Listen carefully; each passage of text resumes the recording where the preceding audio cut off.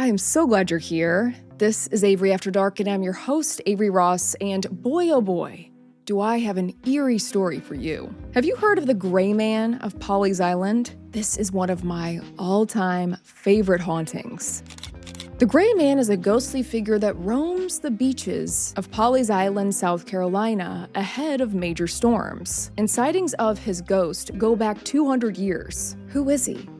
No one knows for sure, but he's been credited with saving lives. He warns residents to evacuate, and those who do are often spared harm, and their homes will go untouched. There have been hundreds of sightings of his ghost, and the stories of encounters with him are crazy. Let's get right into the story. I want you to get cozy. Grab your blankies, grab your snacks. It's about to get very spooky. This is the ghost of Pawleys Island. The most famous ghost in South Carolina has got to be the Greyman. The story of the Greyman originates hundreds of years ago. As with many other spirits, the Greyman seems to stick to one particular area, the Carolinas. He's been spotted on the North Carolina shoreline, but is most commonly seen in Pawleys Island, South Carolina. Pawleys Island has just over 100 residents, and it is that classically beautiful, picturesque coastal beach town. This place looks like a dream. It's regarded as a great vacation spot for people who want that beach escape without all the beach crowds. But it isn't easy breezy all the time there. Living in such a gorgeous place comes at a price. Pawleys Island is classified as a very high-risk hurricane zone. For hundreds of years, homes in this area have been swept entirely into the ocean when a hurricane rolls in. As we all know, with hurricanes comes great tragedy. Many have died as a result of these enormously violent storms. Makes you think, it sure would be nice to have someone to warn residents of incoming storms, right? Enter the Greyman. The Greyman is a protective ghost, a benevolent spirit, meaning he means well. He's been accredited to saving human lives, but we'll get to that in a bit. Though eyewitness accounts vary, most people describe the Greyman as a figure dressed in all gray clothing. Some describe him as translucent and cloaked. Others say he looks like a pirate from a different decade. A few have even said they've seen him holding a lantern. His ghostly apparition usually appears on the beach, either stepping out of the dunes or waving to boaters from the shore. But as they get closer, he will disappear before their very eyes. The Greyman is a ghost like no other. He's truly in a league of his own. I think he's amazing. The Greyman is obviously tied to the island. But why? Who is he, and what causes him to stay? Over the years, there have been differing accounts of his origin. As you'll hear, the stories are vastly different, so we'll see which one you believe. Let's go back to the start of the more popular theory behind the Greyman. This is version 1. In 1822, a woman received word that her fiancé was going to join her at her family's home in Pawleys Island. She was so excited. She began cooking and preparing all his favorite dishes in anticipation. The two had recently gotten engaged, and she couldn't wait to see him, and he couldn't wait to see her. As she prepared for his arrival at home, her fiancé was at sea, returning by ship to the island. He had been gone for months and was eager to get back to his love. When his ship docked, he and a companion hopped on their horses and started their journey back home. They were taking their usual route back home but hit wetland, so he and his companion decided to switch things up. This man was so desperate to get home to his fiancée, they decided to take a shortcut through a previously untraveled area. This would get them home much quicker. Unknowingly for them, this area was untraveled for a reason, and taking the shortcut proved to be a fatal decision. The man rode with his horse in front, leading the way, while his companion was following his lead, riding a distance behind. The two seemed to be making great time and well on their way, when all of a sudden, the man's horse came to a frantic stop. The two of them began to rapidly sink in a patch of deadly quicksand. His companion watched from behind in horror, unable to help his friend. The man and his horse disappeared into the quicksand and died that day, never making it back home to his fiancée. His companion got back to town eventually and shared the tragic news of what happened. The man's fiancée was distraught and heartbroken. She began having horrible nightmares and visions of her lost fiancé as she slept. After the funeral, she began walking that coastal shore night and day, weeping uncontrollably. These shores were a place where she and her fiancé used to stroll hand in hand when he was still alive. Time passed, and one of these days, the woman saw it was a bit windier than usual out, but still decided to head down for a walk along the shore. That day, the supernaturally unexpected happened. As she made her way down the beach, suddenly a figure appeared ahead. As she got closer, the woman swore she knew this man. It was her love, her fiancé standing in the distance. She began to eagerly walk straight towards him, but as soon as she got close, he said, "Leave the island at once. You're in danger. Leave the island." And then, like fine sea mist, he disappeared into thin air. The woman ran home frantically and told her mother and father what she had seen and what her fiancé's spirit had told her.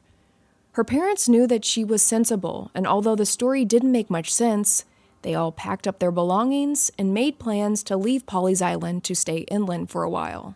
Her parents didn't know what was going on, but they knew their daughter wasn't the type to make this kind of thing up, so they trusted her. The family left before dawn that next morning. And this proved to be a wise decision, because that night, a horrible hurricane began ripping through the entire island. Just as the Greyman had warned, the storm destroyed and damaged most of the homes on the island, minus a few. One of those undamaged homes was hers. This was the start of the Greyman and his role as the island's watchman, a good Samaritan who was a good man in life, continuing to help out others from beyond. Just as he did with his love, warning her of the impending doom, the Greyman has stayed on the island for years, warning residents when danger is coming. So as you heard, version 1 is a love story. Tragic, but there's something beautiful about him watching out for his love from beyond the grave. He wasn't able to get home to his great love, so he stayed on the island, protecting her and all the other residents. But let's get to version 2, which is a very different account of what happened, how the Greyman came to be. A much darker story and doesn't quite match up with the sightings and encounters with the Greyman, but nevertheless, let's discuss. The second theory of the Greyman's origin was that a man had been out working on a ship for months. He had left his fiancée at home and was very eager to get home to her. Unknowingly for him, as he was out alone at sea, she had found the company of another man at home. But not just any man, his best friend. When he got wind of his fiancée's affair, he was so devastated that he fell ill and passed away. And it's his spirit that continues to haunt those beaches, still heartbroken from that betrayal, spending his afterlife, wandering the shores, warning others of what is coming to perhaps save them from the kind of pain and grief that he felt. Version 2 is just sad. It's just one of those sad stories. I'm going to choose to believe version 1. How about you? Which one do you believe? Which one would you like to believe? For me, the first account matches up with the sightings and encounters with the Greyman, and as you can imagine, over the years, people have really wanted to find out this individual's identity, and several names have circulated. Among the following, the Greyman could be the first ever owner of the island, Percival Polly, which would explain his connection to the area itself. Others believe the Greyman ghost to be Plowden Charles Weston, an early resident on the island who owned a home that is now the Pelican Inn, a well-known historic inn on the island, or a man named Edward Teach, another resident of the island hundreds of years ago. Or he could be none of the names mentioned, someone else entirely, a mystery man. It's all up for debate, and everyone seems to have their own belief of who he was when he was alive. But one thing that can't be debated is what has happened since. There have been hundreds of sightings of the Greyman throughout the decades, all eerily similar, and all sightings happen within mere hours of violent hurricanes.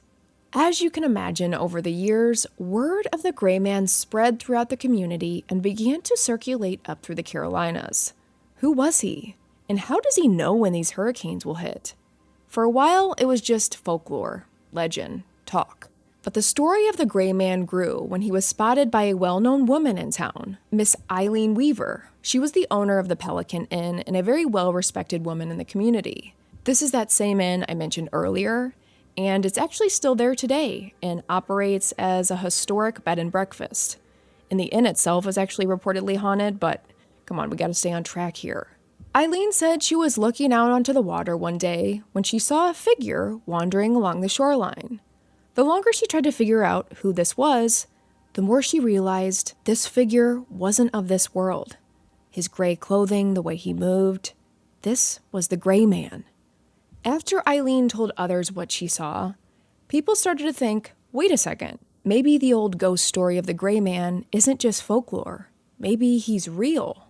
From there, it kicked off a series of ghostly sighting after ghostly sighting. Even skeptics, you gotta admit, after hundreds of encounters with the Gray Man, there's gotta be something going on here. A man named Bill Collins swore up and down that he himself had an encounter with the Gray Man too in 1954. This story is very interesting. Bill was on his honeymoon with his new wife on Pawleys Island. The two wanted a coastal trip together to celebrate their recent nuptials. The two rented a room along the beautiful coast and were having a great time so far. They fell asleep one night and were startled when at around 5 a.m. they heard a knock at their door. Bill pushed himself out of bed and was a bit annoyed. Who would be knocking at the door at this hour? Bill walked over, opened up the door, and standing in front of him was a, quote, man dressed in what looked like rags. This man was wearing an old oilskin fisherman's hat. The man looked at Bill and blankly said, "Get off the island, pack your bags. There's a great storm coming. Take your wife and leave immediately." At this point, Bill's wife had gotten out of bed and walked up behind Bill asking, "Hey, who's there?" Bill whipped around to look at his wife and then turned back to the door to see that man had disappeared. Bill asked around that day about who came to his door that morning, and many confirmed what he thought. He had just seen the Gray Man. And as always, the Gray Man was right on time. The very next day, Hurricane Hazel hit both North and South Carolina and obliterated parts of the coast. Nearly 1,000 people died. Complete destruction. President Eisenhower declared it as a major disaster. The fact that the Gray Man visited this new couple, a man and his new bride, ties back to him being this romantic and having a soft spot for lovers, which is really special and unique.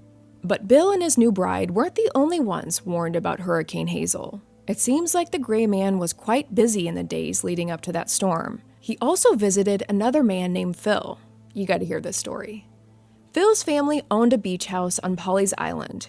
He grew up with really fond memories of his childhood there, playing on the beaches as a kid, the delicious seafood, that crisp, salty air.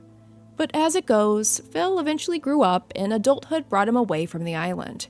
But his family always kept that beach house. But in his 40s, Phil decided to make a special trip back to Pawleys Island. He was hitting a bit of a rough patch in his life. He worked for a paper in Atlanta, and the stress of it all was beginning to catch up to him health-wise. He also noticed that this was starting to affect his relationship with his family. They weren't as close anymore. So he booked a trip back to Pawleys Island to get some much-needed time away for he and his family.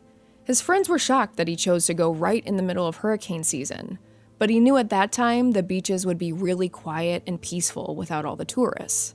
They arrived to the island to find Phil's family beach house was nearly exactly the same as when he was there last as a teenager. He was really happy to be back.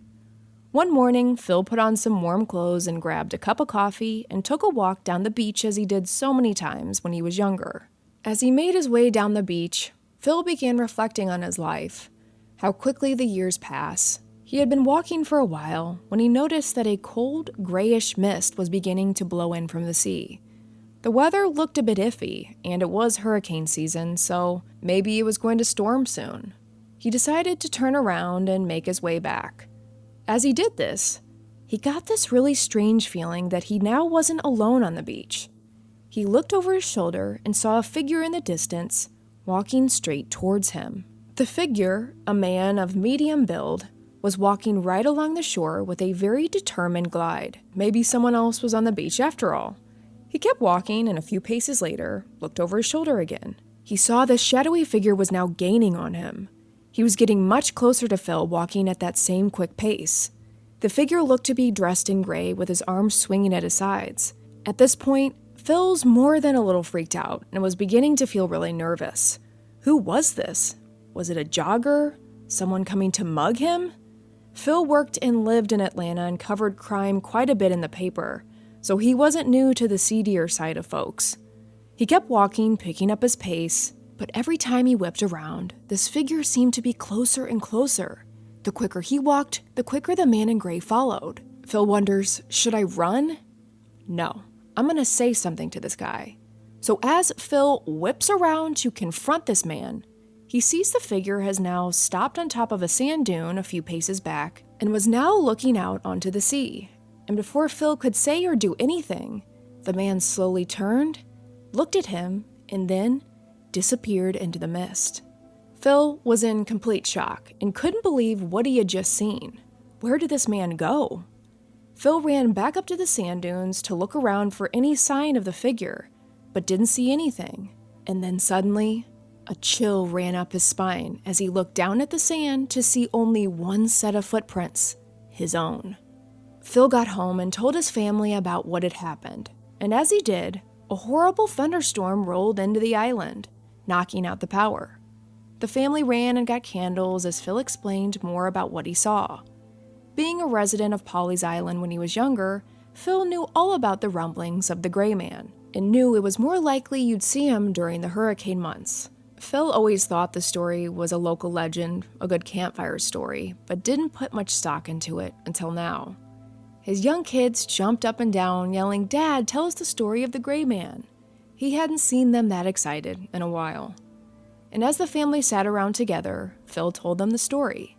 This was something they hadn't done in a long time, enjoyed this kind of time together, sitting around telling stories, watching his kids' eyes fill with wonder. And that day, he remembered fondly of his father telling him about the ghost of the Greyman when he was a young boy. Phil was happy his kids would have those same memories.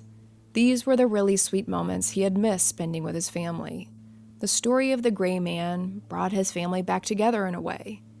The family stayed for a few more hours, but as they saw how much the storm was intensifying, they decided to leave the island that night. Soon after, Hurricane Hazel hit the island really hard.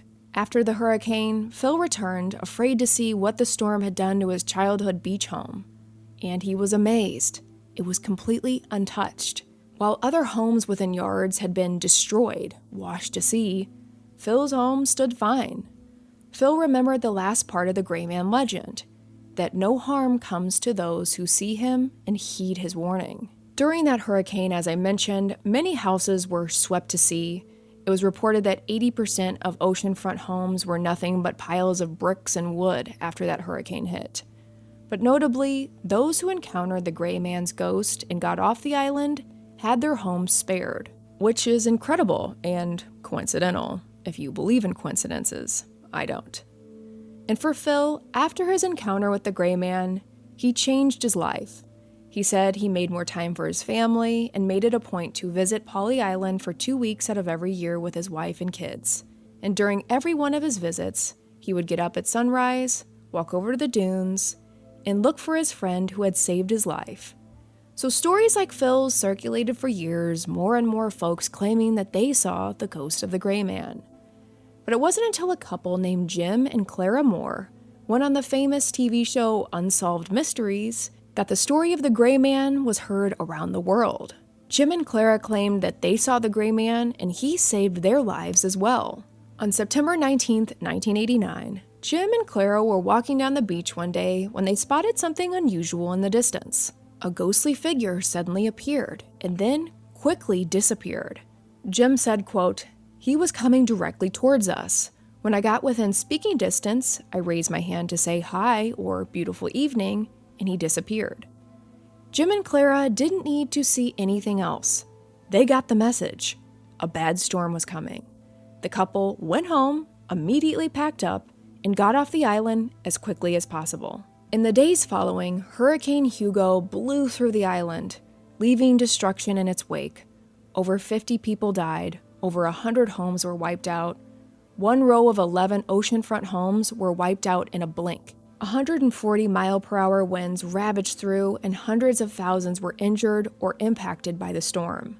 Winds even sliced the sandbars in half. Jim and Clara were adamant that the good Lord and the Greyman saved their lives. The story of the Greyman was becoming more validating over time as it gained traction in the media. Another resident who worked as a fisherman said he was at a place called Murrell's Inlet, a coastal town near Pawleys Island about 10 miles down the shore.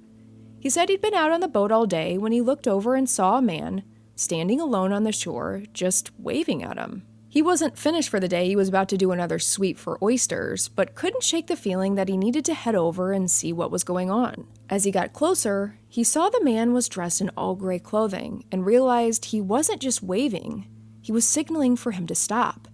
As soon as he got close enough, the man disappeared.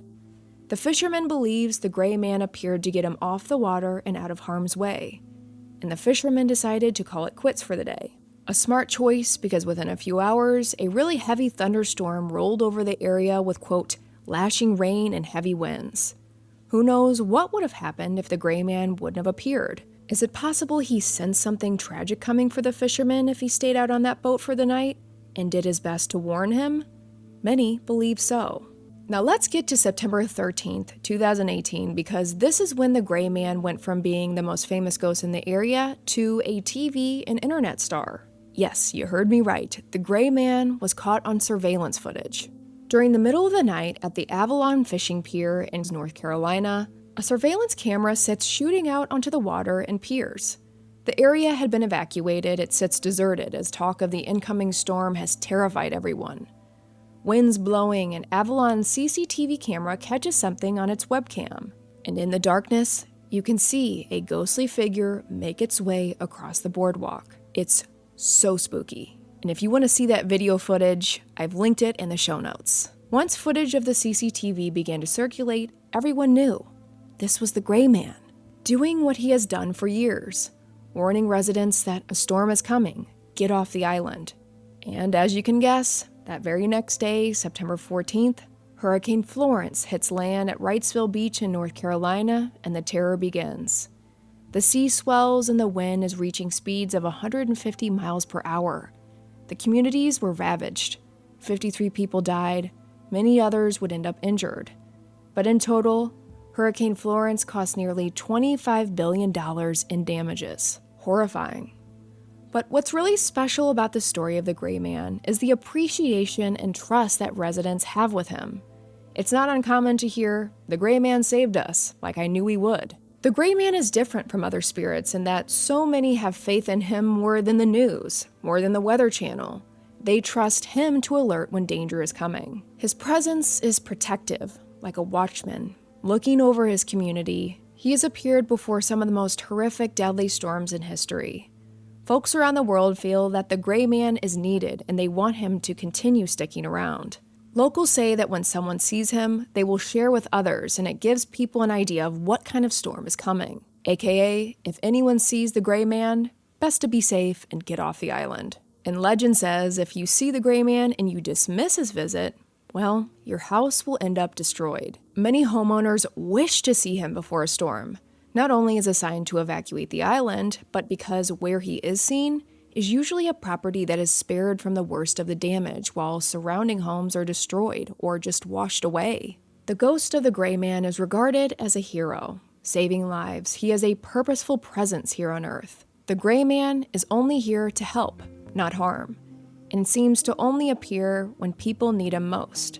We need many more ghosts, like the Greyman, because he does a lot of good. I gotta know, what are your thoughts on the Greyman ghost? Let me know in the comments where you are tuning in from in the world. If you enjoyed this episode, subscribe to this channel, give this video a like, and turn on post notifications so you never miss an episode. Next time, I've got so much more mystery coming your way. Until then, check out these videos. You could pick that one. Ooh. This one. This is an eerie one. Or that one. Ooh. That's a creepy one. Which one are you gonna pick?